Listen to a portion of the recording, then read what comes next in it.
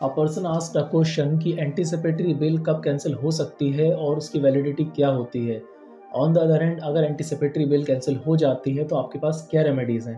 तो first of all anticipatory bill का मतलब होता है अग्रिम ज़मानत। यदि आपके नाम पर एफआईआर हो जाती है या ऐसा आपको लगता है कि किसी अपराध में आपके खिलाफ एफआईआर होने की संभावना है जिसके बाद आपकी गिरफ्तारी हो सकती है, तो आप कोर्ट ऑफ सेशंस या हाई कोर्ट से एंटीसिपेटरी बेल ले सकते हैं। एंटीसिपेटरी बेल अगर आपको मिलती है तो वो थ्रू आउट द ट्रायल होती है। जब तक ट्रायल चल रहा है, उसका जजमेंट जब तक नहीं आ जाता है, उसमें चाहे आपका कन्विक्शन हो जाए या आप एक्विट हो जाएँ, मतलब कि आपको छोड़ दिया जाए या फिर आपको सज़ा हो जाए, तब तक के लिए एंटीसिपेटरी बेल वैलिड होती है। बट कई बार ये कंडीशन होती है कि जो कोर्ट्स होते हैं, वो कोई स्पेसिफिक कंडीशन उसमें डाल देते हैं। जैसे जनरल कंडीशन ये होती है कि यदि आपके ऊपर एफआईआर हो गई है या हो सकती है, तो आप इन्वेस्टिगेशन एजेंसी या पुलिस वगैरह जिसके पास भी आपके ऊपर एफआईआर दर्ज होने वाली है, उस जाँच एजेंसी का आप जाँच के दौरान सहयोग करेंगे। दैट मीन्स वो जब भी आपको बुलाएँगे, तो आप जाकर उपस्थित होंगे और जाँच में पूरी तरीके से सहयोग करेंगे। बट अगर कोई स्पेसिफिक कंडीशन डाली जाती है, फॉर एग्ज़ाम्पल जैसे कि आपके ऊपर रेप केस में एफआईआर हुई है और उस रेप जो बेल का एंटीसिपेटरी बेल का ऑर्डर है, उसमें ये कंडीशन डाल दी जाती है कि अगर मेडिकल रिपोर्ट पॉजिटिव आ जाती है, तो आपकी जो एंटीसिपेटरी बेल है, वो उसकी वैलिडिटी समाप्त हो जाएगी। तो इस कंडीशन में अगर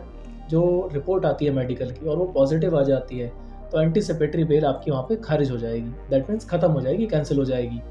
ऑन द अदर हैंड अगर स्पेसिफिक कंडीशन में ये डाल दिया कि आप विटनेसेस से संपर्क नहीं करेंगे या कंप्लेनेंट से संपर्क नहीं करेंगे, आप बिना पुलिस को सूचना दिए शहर छोड़ के नहीं जाएँगे और आप किसी कारण से शहर छोड़कर चले गए, तो इसके कारण भी आपकी एंटीसिपेटरी बेल खारिज हो सकती है। अब बात ये आती है कि अगर एंटीसिपेटरी बेल खारिज हो गई और बहुत ही जेन्युइन उसका रीज़न था खारिज होने का, बहुत ही इम्पोर्टेंट रीज़न था, तो अब आप क्या कर सकते हैं? तो उस जेन्युइन रीज़न के साथ आप कोर्ट में रेगुलर बेल के लिए अप्लाई कर सकते हैं।